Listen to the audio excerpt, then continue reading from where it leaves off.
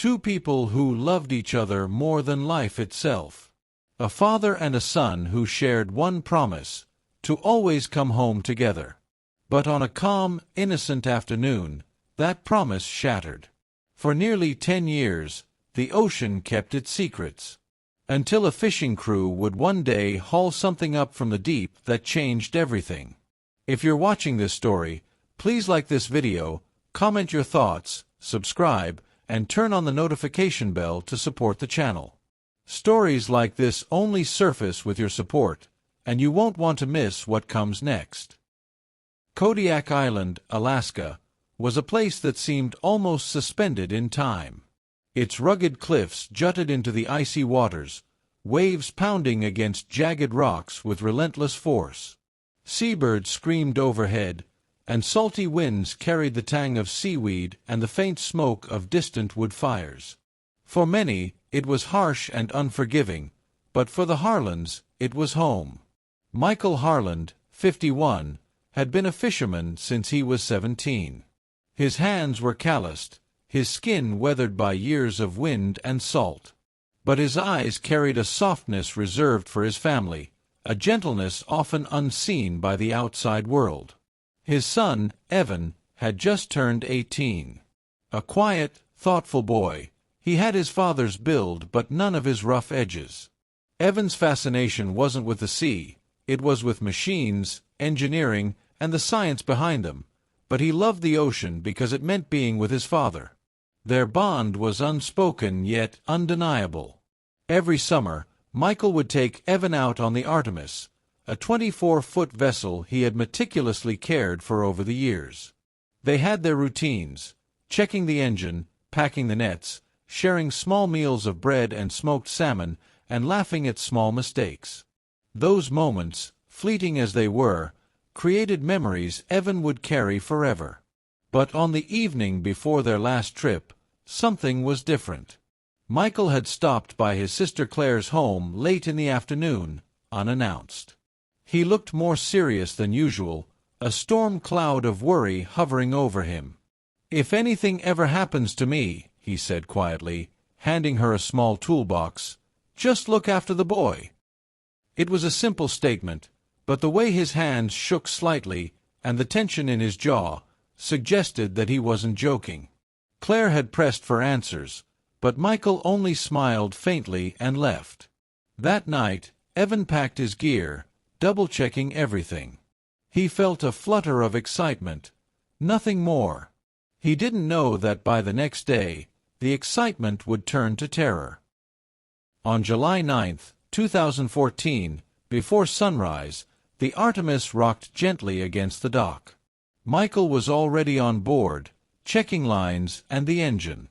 Evan carried the last of their provisions, shivering as the cold air bit through his jacket. Fog rolled in slowly over the water, but the sky was clear, hinting at a calm day ahead.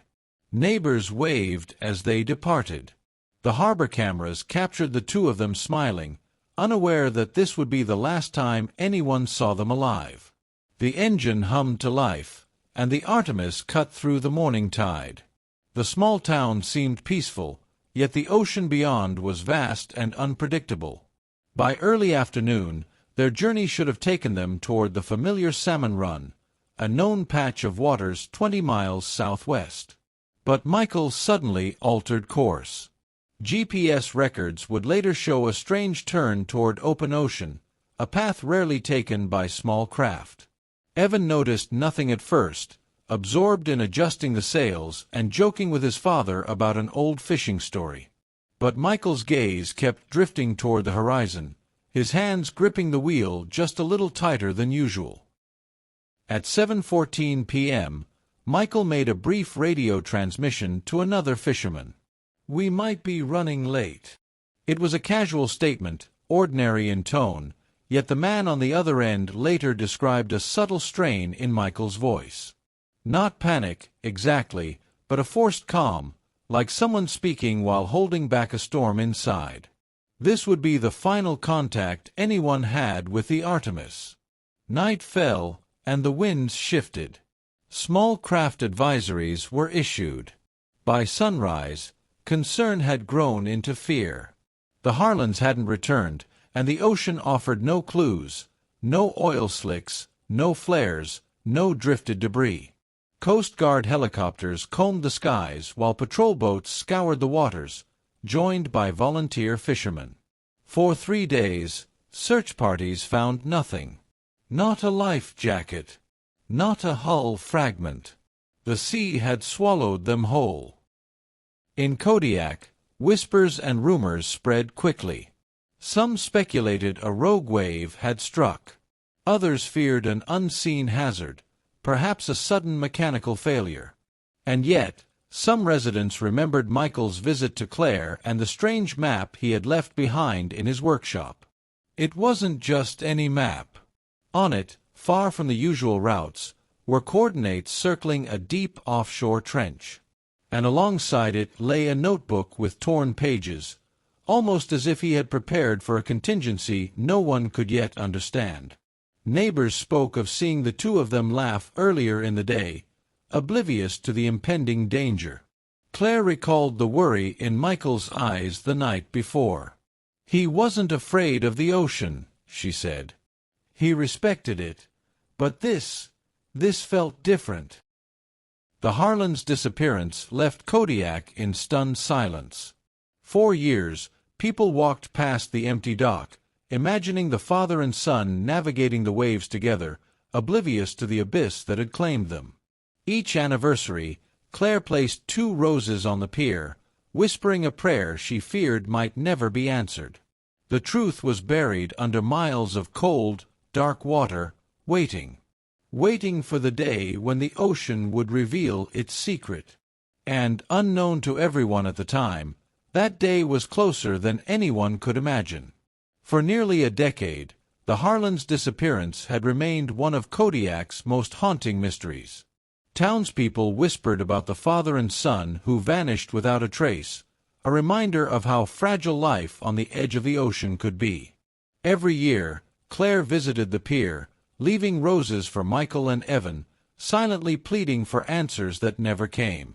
Then, on the morning of August 3, 2023, the ocean that had kept its secrets for 9 long years finally revealed a clue. The commercial fishing vessel Silvercrest was preparing for a routine trawl run before sunrise. Captain Jonas Richter, a man in his late 40s with sun-leathered skin and a weathered face, barked orders as the crew loaded nets and inspected their winches. Jonas had been fishing these waters for over 20 years. He knew every current, every hidden reef, every change in the tides. He was a man who trusted the sea but never underestimated it. His crew included Lena, a sharp-eyed deckhand who had a habit of noticing everything, and Omar, a seasoned winch operator with a quiet demeanor but lightning-fast reflexes.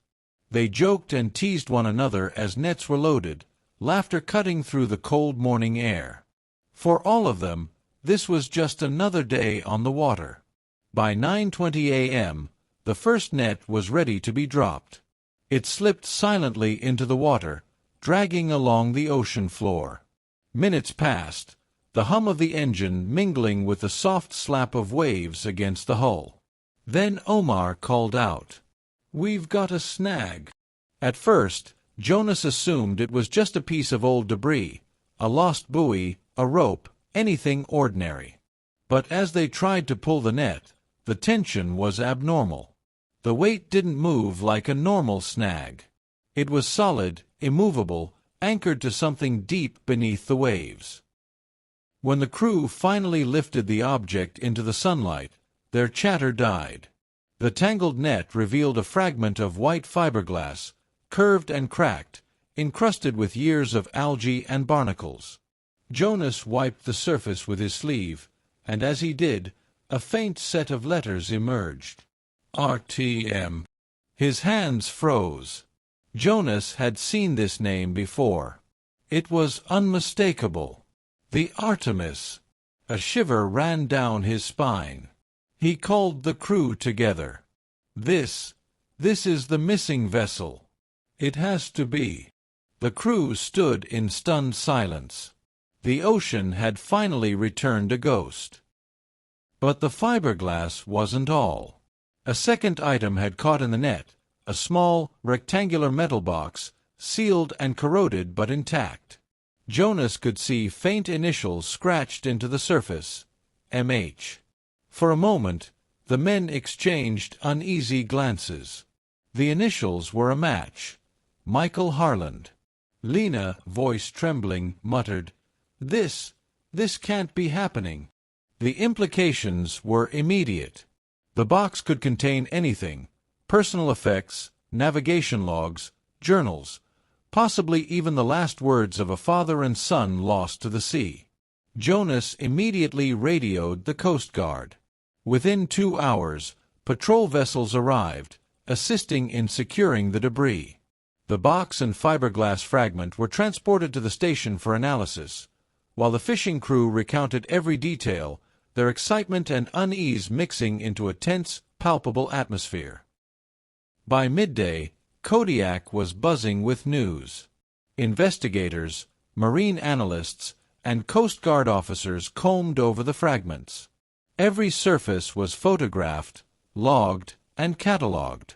But the most important piece, the metal box, remained sealed. Inside, analysts suspected, could lie the truth Michael had taken to the grave. They speculated it might contain navigation logs detailing the last known route of the Artemis, personal notes or journals, coordinates leading to the final location, possibly even a record of the events leading to their disappearance. The contents were unknown, and the anticipation built as slowly as the rising tide. The coordinates where the Silver Crest had recovered the debris were far from any usual fishing route. Analysts noted that it was 56 miles offshore, in a region of the ocean infamous for its deep underwater trenches. It was far from the salmon run Michael had originally set out for. This raised alarming questions. Why had Michael steered the boat into such dangerous waters? Had the currents carried the wreck to this location, or had he gone there intentionally? What could he possibly have feared, or been protecting, after all these years? Investigators began connecting dots from Michael's old workshop, the torn notebook pages, the circled trench coordinates, and his cryptic warning to Claire. Suddenly, the disappearance no longer seemed like a simple accident. It suggested a man on a mission, a deliberate course taken under extraordinary circumstances. Later that evening, a small team of Coast Guard technicians worked to carefully open the corroded box. They used microtools, soft heat, and patience, knowing the contents were fragile after years submerged. At 11:42 p.m., the seal gave way. Inside lay a bundle wrapped in waterproof fabric, surprisingly preserved. Unfolding the layers revealed a handheld GPS device, partially functional, a notebook, pages intact and legible, a pair of dog tags, and a sealed envelope addressed to Claire.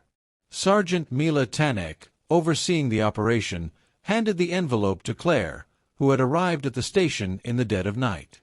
Her hands shook as she opened it. Inside was a single sheet of paper, handwritten in Michael's careful script. She whispered, barely audible, "He knew something terrible." The investigators understood immediately.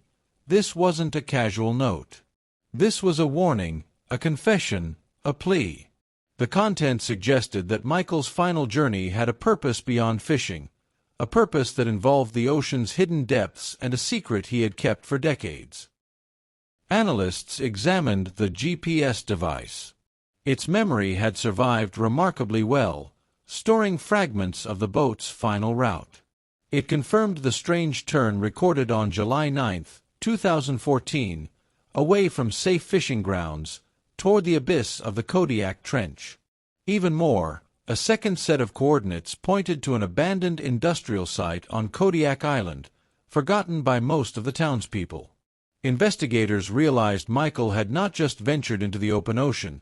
He had intentionally planned a two-step journey, connecting the ocean and land in a way that would only become clear years later. Kodiak awoke to the news the next morning. People poured into the harbor, cameras and boats crowding the waters. 4 years, the story had been a ghostly rumor, fading in memory with each passing year. Now, the sea had returned a fragment, a tangible piece of the mystery. Neighbors recounted sightings, recalled Michael's odd behavior, and speculated wildly. The community's grief, long buried, resurfaced alongside excitement and fear. Some whispered, had Michael discovered something? Had he stumbled on a secret no one was meant to see? Claire could only stand at the dock, staring at the horizon, clutching the envelope, and wondering what her brother and the ocean might finally reveal. By nightfall, the investigation had only just begun. Sonar scans, forensic analysis, and careful examination of the debris hinted at far more than a simple maritime accident. The ocean had returned a fragment, yes, but it had also raised questions that would unravel a story spanning decades, a story that Michael had tried to bury deep beneath the waves. And for the first time in 9 years, the Harland story was moving again, from whispers and speculation toward answers that would reveal not just a tragedy, but a shocking secret that no one had expected. The next chapter, the one that would uncover Michael's past and the hidden truth of the shipment he had kept secret, was about to begin. The discovery of the Artemis fragment and the metal box reignited a firestorm of questions that had simmered in Kodiak for nearly a decade. The town that had grown accustomed to grief and unanswered questions now braced itself for revelations that threatened to shake everything they thought they knew about Michael Harland.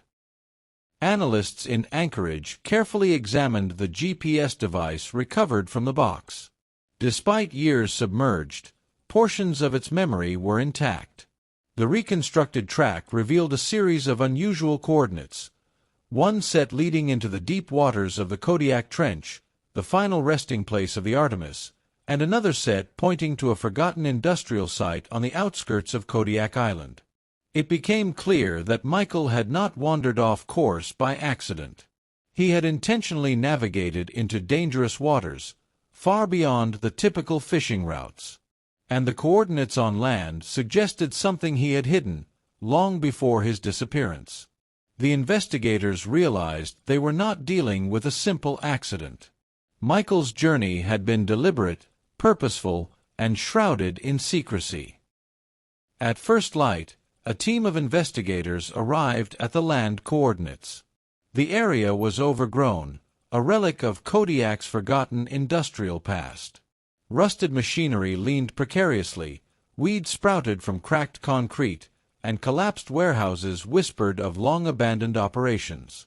Amid the decay, cadaver dogs picked up a trace of human-related material. The lead dog froze in front of a row of rusted oil drums, signaling a hidden cache beneath the soil. Investigators dug carefully, uncovering a small metal container, sealed and encrusted with dirt and corrosion. Inside lay decades-old documents, shipping manifests, payment receipts, and handwritten logs dating back to the early 1990s. They indicated that Michael had once been involved in a private salvage operation, tasked with recovering materials that had been illegally dumped in the ocean. The records hinted at a lost shipment from 1996, barrels of hazardous industrial materials that vanished during a storm. According to the notes, the company had tried to retrieve them, but the ocean had swallowed the evidence. The implication was chilling. Michael's disappearance might be connected to a decades-old secret. Among the documents was a note, fragile and yellowed, penned by Michael himself. "If this ever comes back on me, I'm sorry. M.H." It became evident that Michael had lived with the knowledge of danger for years. He had not vanished due to recklessness. He had deliberately acted to protect his son from a threat that no one fully understood. The investigators' minds raced. Could the lost shipment, buried beneath the ocean, have been linked to what happened on the day of the disappearance? Back in Anchorage, marine analysts examined the fiberglass fragment of the Artemis. Their report stunned everyone in the room. The damage to the hull was inconsistent with a capsizing. The pattern suggested an external compression from below. Something heavy and solid had struck the vessel underwater. This was no storm accident. Something had collided with the Artemis, likely near the trench. Even more disturbing were traces of low-level contamination, remnants of industrial isotopes from the early 1990s. The same era referenced in Michael's old salvage logs. If the barrels had drifted or shifted in the ocean currents, the Artemis might have struck one, an impact powerful enough to sink the vessel and explain its complete disappearance. Claire returned to the station, desperate for answers. She clutched Michael's letter again, reading the line that had previously seemed cryptic. "I never meant for any of this to touch Evan." The words hit her with new weight. Michael hadn't merely disappeared. He had taken every precaution to ensure Evan survived whatever awaited him in the deep. He had guided their journey, consciously avoiding danger for his son while facing it himself. Claire's understanding deepened. Michael's actions were not reckless. They were sacrificial. The forensic team extracted another fragment from the GPS device. A waypoint labeled "Found it." The timestamp was precise, 7:10 p.m., just 4 minutes before Michael's final radio call. "We might be running late." This confirmed what investigators had begun to suspect. Michael had found something out at sea, something worth risking his life for. The location corresponded with a deep shelf at the edge of the trench, the same site where the lost shipment from 1996 likely rested. The GPS device had recorded audio fragments during the last moments aboard the Artemis. Though mostly corrupted, the final 5 seconds were audible. A metallic scrape, followed by Michael shouting Evan's name. The unmistakable sound of rushing water. And then, a deafening roar, unnatural, as though something immense had moved beneath the vessel. Analysts struggled to identify the source. It was not wind, nor engine failure, nor normal waves. Whatever it was, it had collided with the boat with extreme force. The conclusion was unavoidable. Michael had confronted a powerful underwater hazard, one connected to the lost industrial shipment, and one capable of sinking his boat in moments. Piece by piece, the story emerged. Michael had once worked in a private salvage operation, tasked with recovering dangerous barrels lost to the ocean.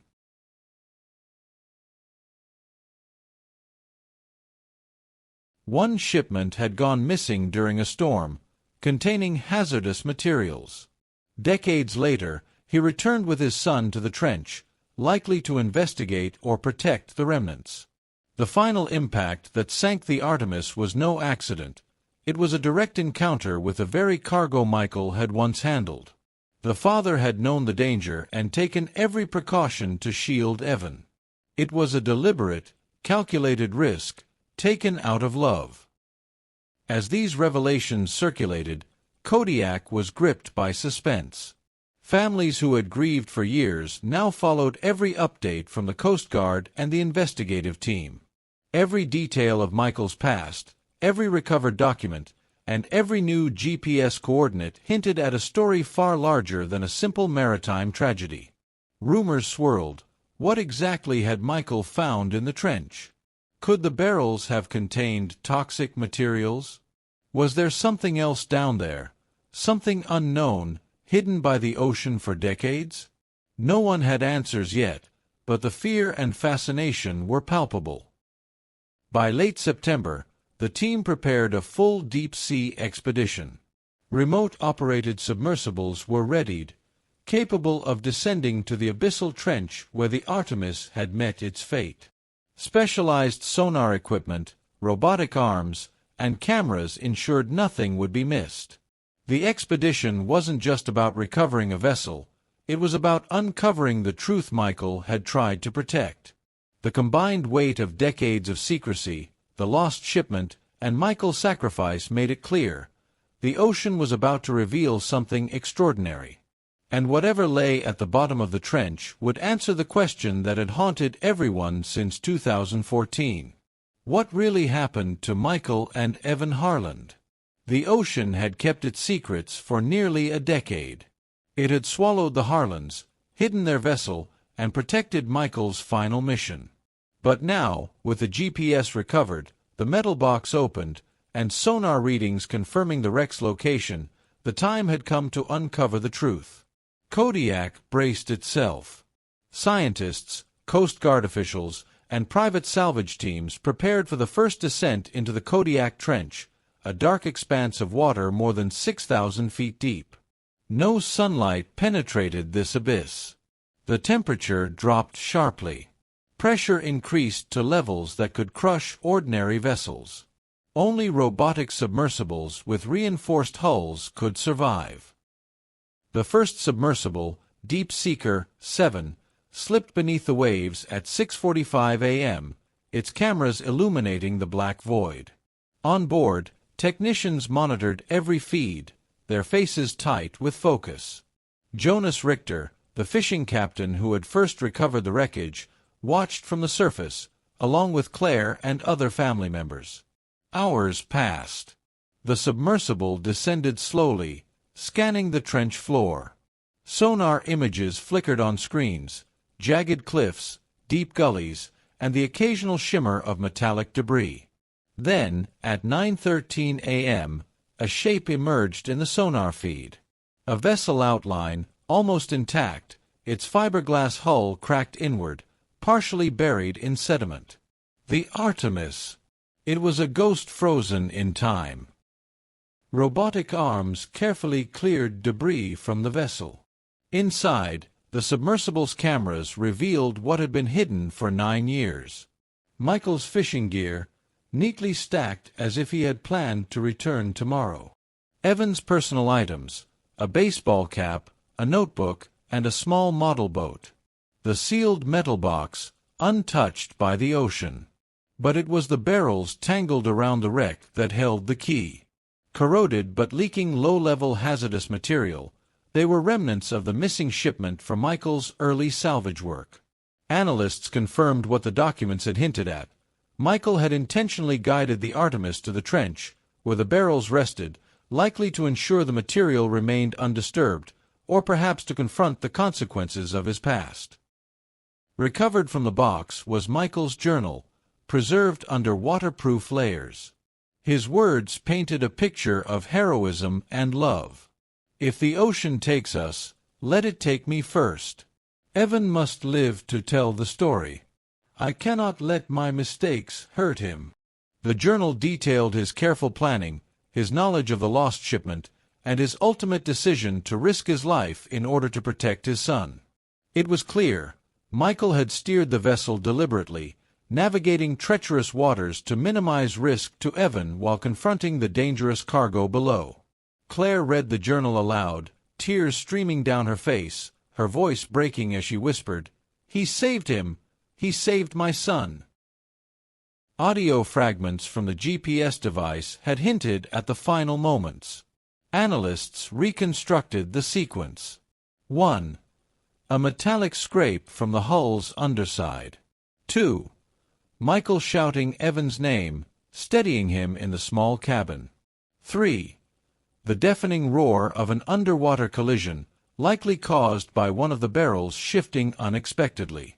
It became clear that Michael had acted as a shield, positioning the boat so that Evan survived the initial strike. The rest of the vessel sank quickly, burying Michael and the truth beneath the deep. News of the discovery swept through Kodiak. Crowds gathered at the harbor, watching the live feed from the submersibles. The discovery was both devastating and comforting. Devastating because the father and son had perished in such tragic circumstances. Comforting because the story revealed courage, love, and the father's ultimate sacrifice.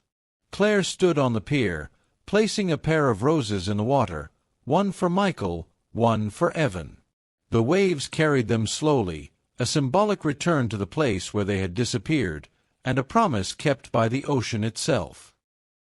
The investigation continued over the next few weeks. Additional dives mapped the surrounding trench, revealing more of the lost barrels. Environmental specialists monitored low-level contamination to ensure no hazards remained. Historical documents were archived, detailing Michael's early salvage work, the lost shipment, and the risks he had faced. It became clear that the ocean had not been silent out of cruelty. It had simply waited, for the right time, for the right people, for the story to surface. Michael's mission, though fatal, had been a final act of protection. He had ensured that Evan's life would continue, that the town would eventually know the truth, and that his own mistakes would not consume another generation. Kodiak now remembers Michael and Evan Harland not as victims, but as heroes. Their story serves as a cautionary tale and a testament to sacrifice. Fishermen speak of Michael with reverence. Townspeople tell stories of the father who faced the ocean itself to protect his son. And Claire, carrying the memory of both, ensures their legacy endures. The story has reached the wider world, shared through recovered journals, news reports, and finally, this channel. The message is clear. Sometimes, the deepest truths lie buried for years, but when revealed, they illuminate courage, love, and sacrifice in ways nothing else can. For nearly 10 years, the ocean hid its secret.